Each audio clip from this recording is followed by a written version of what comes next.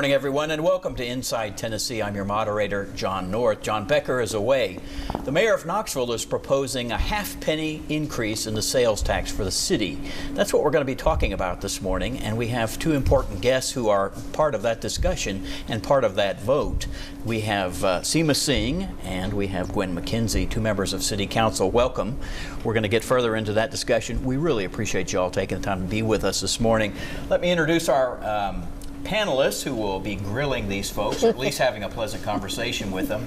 To the far right is Don Bosch, a Democrat and an attorney, and Eddie Smith, a Republican, former lawmaker, now with Child Health. Well, good morning. Good morning, John. Gentlemen, welcome to June. Hope you're doing well. We're making it. It's a good month so far. That's good. Vertical instead of horizontal. Seriously, this is a significant discussion for the city of Knoxville and potentially for voters come November if this goes on, if council approves it and it ends up on the ballot. Danny, show us that little graphic that you worked on. These are just some of the basics, and we're going to get more into the discussion, but here are some of the highlights. The Mayor India Kincannon says we're looking at potential $47 million that would be raised for the city. Council must agree to put it on the ballot, and that's a question they're going to be considering this month. And then it would be up to you, if you live in the city, come November, to vote on it. All right, council members, thank you again so much. I want to ask you first, we had a workshop, and now you must consider coming up whether you want to do this or not. Councilwoman Singh, tell me what your thoughts are. I like the idea that it's a referendum, that everybody will be voting on it. I also like that we are deciding what to spend it on right away so we know what we're pitching in on. And Councilwoman McKenzie, what about you? So I think that just the fact that the mayor is putting this out there at this particular timing is very interesting. Again, I am similar to Councilwoman Singh. We did have a workshop talking about it. I just left a town hall in my district to get input and also to share that deck that we had from the workshop with the constituents in the 6th District to get feedback from them as well. And so we'll have, of course, a lot more discussion on it on Tuesday. Now, y'all have already passed the budget, correct? And this is separate. We were a little bit surprised when we got the notice to come down to the City County building in a few hours for this announcement. We didn't know exactly what it was. Did y'all have any heads up? Well, we had a little bit of heads up. How much? Like night before, or? The mayor called me Thursday morning, and I read it in the news Thursday afternoon. Okay. What about yourself? Same. Gentlemen, questions? You said you thought it was very interesting that Mayor Kincannon put this up now. Why is it interesting to you, Gwen, or why do you think it's interesting? Well, I think it's interesting because we typically don't hear about tax increases. We definitely don't hear about them in the county, and in the city, we've not had conversations about it since we've actually been on council. There are 5 council members that are going off City Council. We're going to have 5 new ones coming in. So I just think timing. Do you think the timing is more favorable to have a tax increase right now versus not have one? Well, with 5 going off and a mayor that's almost done? Well, mayor still has a little bit more time, much more than we have. And so again, just the fact that anytime someone's talking about a tax increase, a lot of times people's mind will go to a negative.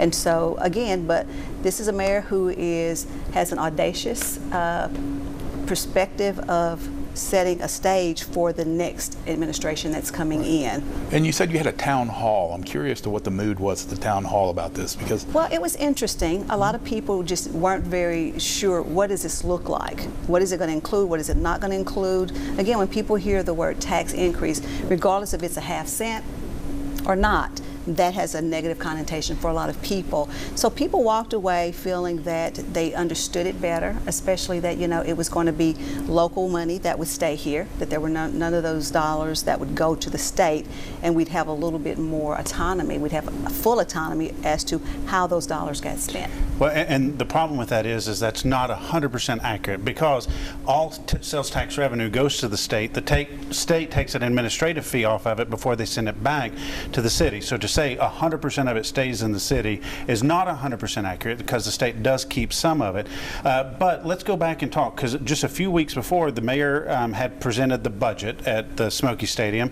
No discussion of this, and then all of a sudden, you all found out in the morning of, the news is called that afternoon, and by 2 o'clock this is out there, but this was never part of the discussion leading up to the budget as to really why it was needed. And the budget presentation was kind of alluded that everything was great and we were on solid footing, and then all of a sudden this rolls out. So kind of talk about how you all felt about how that came about. So I want to also talk about how the timing is interesting. I don't think that this is a vote that we're like voting and then running out of office. I think this is more what Councilwoman McKenzie was talking about. We're trying to get it set for the next administration, for the next few years. And it doesn't have to do with the budget. The last time there was a sales tax increase was '88. That was we just had a long time property tax ago. increase, correct? Right. But for a sales tax increase, not since then. And other surrounding counties around us were increasing to what we're talking about back in 2004, 2010, 2014. So we're kind of late to the game of asking for a higher sales tax. Well, and again, you know, I think it's just a little bit, when you look around, you've got a year or so ago, you all did the property tax increase. They just moved away from having the meters, and now you've got to scan. And where there didn't used to be meters, are now QR codes to scan and pay. So more and more things, it just looks more and more like just a money grab happening in the city. So how do you kind of help voters understand that, you know, it's not a money grab, but it's just trying to reclaim what we haven't been able to collect over years? It's not a money grab. It is it's all dedicated to different things that constituents have told us that they want. Right? It's just we've got to figure out a way to pay for it.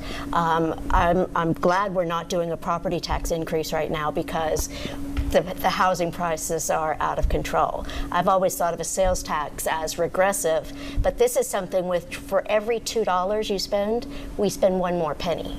So it's not a huge burden on anyone. It's kind of spreading it around, not just to the people who live in this area, but to all the tourists that come through, all the people who come in for shows, people who come in to visit. And Seema, what's going to be exempted from that sales tax? What types of items might not get taxed at that extra half cent a dollar? Groceries won't. Okay. Right? Rent, utilities, bus fare. I wish there were a few more items that would be, but Such we're as? Going by the state standards. I wish menstrual products were exempted. I wish over-the-counter drugs were exempted. But the things that are diapers, baby formula, there's quite a list that I'm happy we're doing that part. It's time for us to take a break. We're going to continue our discussion after this break about the proposed half-penny sales tax increase in the city of Knoxville. You're watching Inside Tennessee.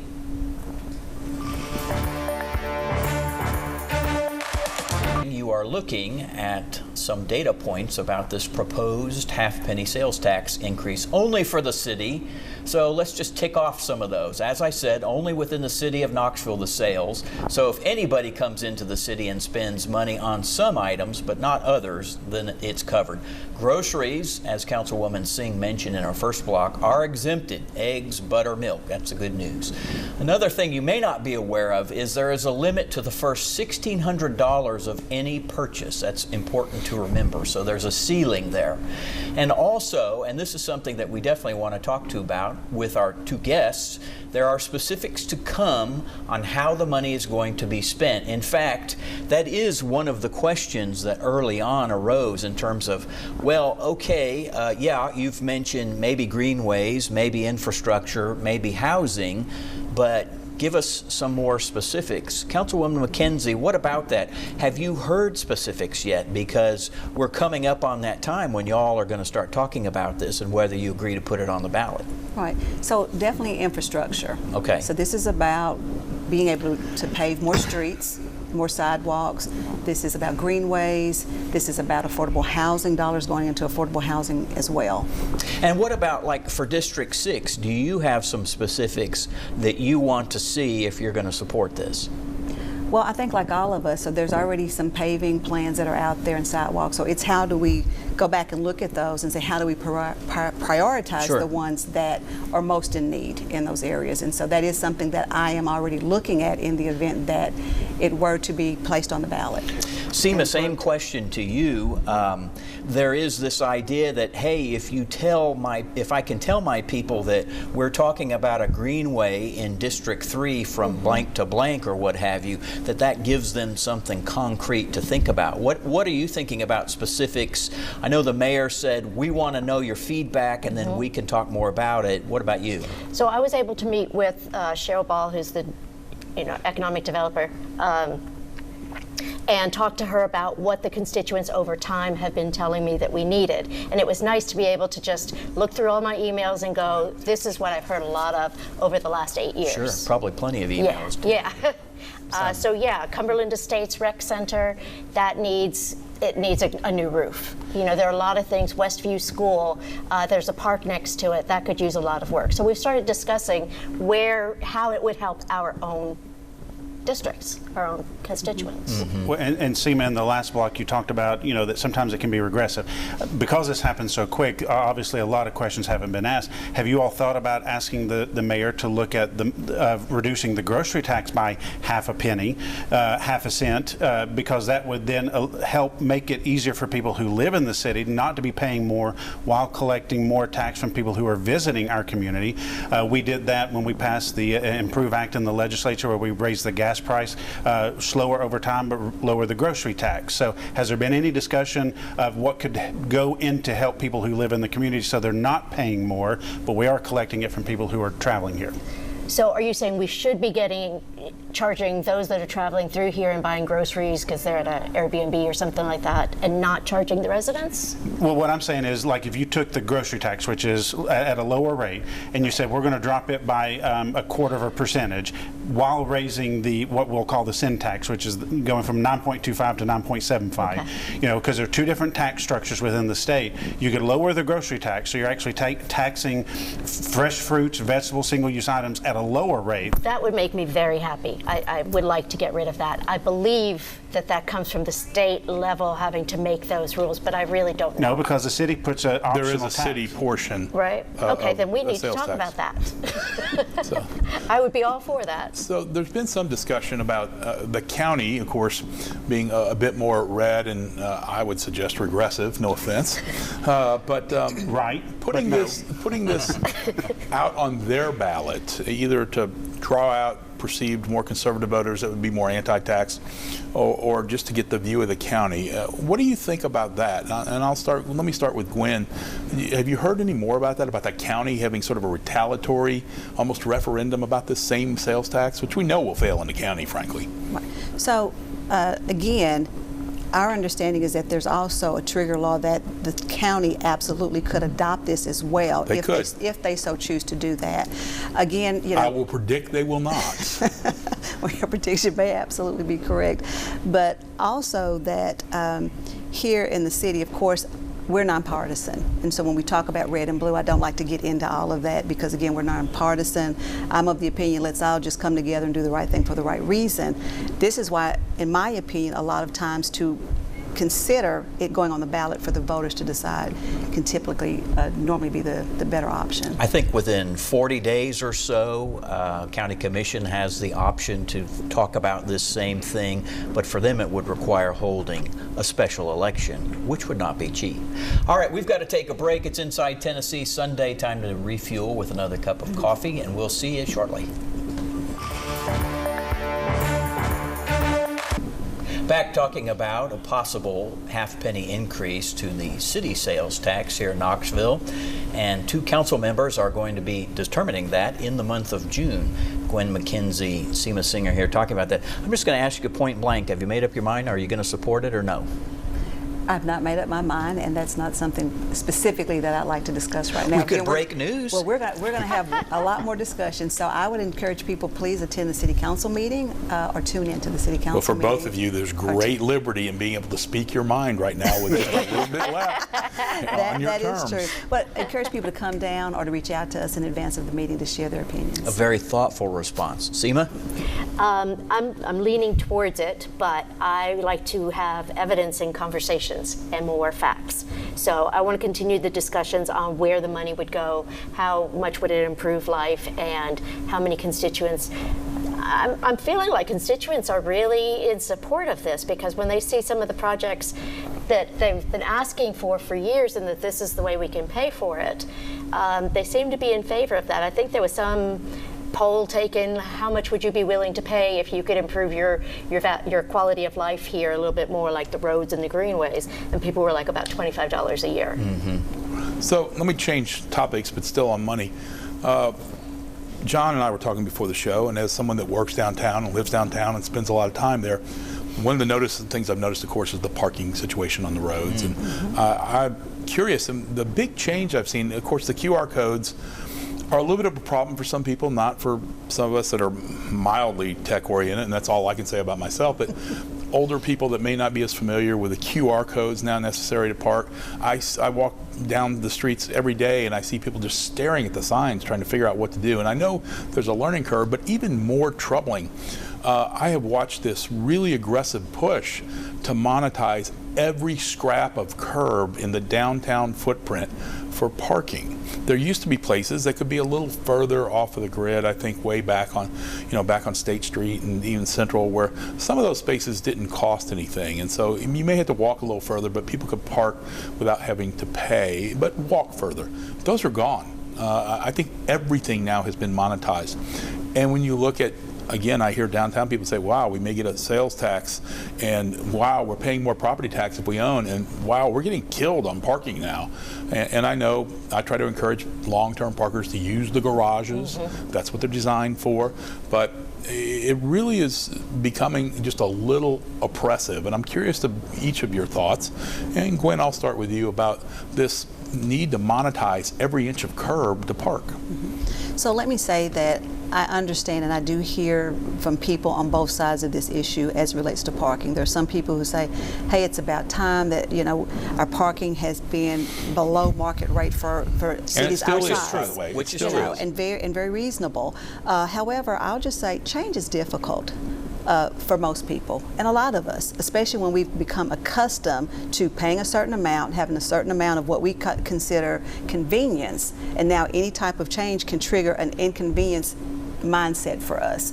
And so I personally, QR codes, I'm probably more technically challenged than you or anybody else, but once you figure out how to position it on your cell phone, really, once you get in there once, it's pretty easy, from my opinion. I think people are now starting to get used to it. I'm not hearing as much as I did initially, but at the end of the day, it's necessary. I mean, we do have to continue to keep up with different rates. So yes, does it feel like everything's being monetized? That's because things are long overdue. Yeah, I think more of the complaint, aside from the QR codes, are those outlying spaces on the streets that are quite a bit of ways away from the heart, the restaurants, the shops, that those are even getting QR code, and it just felt like a money grab to a lot of people. Yeah. Seema, what do you think? There's still spaces where they're not charging. Will you share those with me? After the show. The city took away, I had all these secret spots that I never told anybody about. They're all We gone. found them. Yeah, you did. So there are still some spaces. My daughter works downtown, so what I do worry about are the people who are working downtown making $8 an hour, $9 an hour, and then having to pay on top of that with parking. That I think we need to do something about. So right now, she's parking way down Gay Street, Magnolia area. It's all free parking, 3 or 4 different lots. But that's not a space I really feel comfortable with her being at 11 o'clock at night. So these are concerns I share. But to Don's point of being a little bit oppressive, citizens are paying into the gas tax. The city gets some of that. They're paying property tax. The city gets that. They're paying sales tax. The city gets that. Now you're charging for parking, which they've already paid for the street that they're not having to park on. So you're starting to now quadruple dip into people's pockets. You're going into the same pockets to get the same amount of money. So why have you all ever looked at, you said there was a poll that people would be willing to pay $25. Have you looked at an optional, they can pay an extra $25 a year in taxes and not have any new tax increase to be able to fund these things? We have not done that. That'd be an interesting idea to make voluntary taxes. We will end this discussion on that note. I don't think that'll go very far. Eddie, says they can want it. always count on you, Eddie, to kind of go, all right, what have you thought about this? Y'all, we Let me appreciate, get crazier than you even. we love crazy. We appreciate you both being here so much. Wish you'd share with us how you're going to vote, but okay, I understand. No, I'm just kidding. We will be watching to see how the vote turns out, and that will be coming in June. All right, that wraps up our discussion with the council members. Come back because we'll talk a little politics. We're back, you're back. Thank you for watching. All right, some closing thoughts about what we just talked about. So I understand the rationale for wanting to match maybe some other communities with this half a cent per dollar, and it's not much, but I think right now, given the state of the economy, the difficulty people are having paying things, the inflation that we've seen, particularly in the last couple of months, it's going to be a hard sell for the voters to vote on. I think it comes out. I think City Council puts it on the ballot. But I give this sort of a 60-40 chance of failing when the public votes it in the city. Does council agree to put it on the ballot? Yes. Eddie? I hate to say this, I agree with Don, because I do think the city, okay. I know every once in a while. Again, I think it's, even with the city council members we had here today, there was still a lack of specificity. I said that last week, it continues this week, and I just think at a time when we're finally seeing inflation come down, now the city's going to turn around and say, well, we're going to take more money another way. So I think it's just got an uphill battle in the city.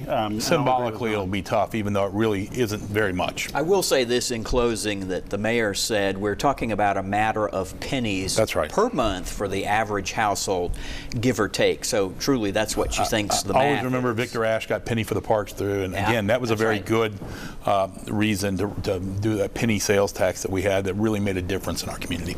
Let's shift to some other topics. One is big news. I don't think we've had time to talk about it yet, and that is the announced resignation, retirement of Richard Bean, who for many decades, 50 plus, ran our local juvenile detention facility. It takes in not only Knox County kids, but it also takes in kids from other parts of our metro area. He was embattled. Mayor Jacobs came out and said, you have incorrectly fired 2 employees. And one Judge of whom Tim at Irwin, least- I might add. That's right. Yes. One of whom was at least a whistleblower. What about that? So Eddie and I both have worked in different capacities, of course, but with children. And I've been involved with juvenile court since 1984. So I have a long history there. Richard Bean's been there that entire time. Yes. And I think it was just time to go. Some of the regressive practices that he employed at that facility just are uncalled for, were uncalled for. A lot of people have complained. I remember 10 years ago, lawsuits brought by Dean Rivgan and Brenda McGee. And it just, that place needs to be modernized both in philosophy and tone, and somebody else needs to take that over. And I'll agree. Twice in one show, Don. We're going to have to stop this. Richard has been an incredible leader since the 80s. But I agree Or that 70s. Or 70s. But I agree that it is time for modernization. We've seen a lot of problems from DCS, systems that have failed updating, and it's actually caused more harm for kids. So bringing in some fresh leadership, getting that modernized and fixed, because at the end of the day, we don't need to be doing things the way we did them 50 years ago. We need to be looking at how we can best serve the kids so that they can be productive members of society. All right, let's shift to the breakup. You probably knew this was coming. I think we all did. Breaking up is hard to do. We're talking about the president and the richest man in the world. We've got about 30 seconds left. Thoughts?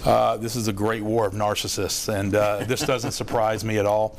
I think I predicted this on a show way back at the beginning when Musk came into the pseudo cabinet of Trump.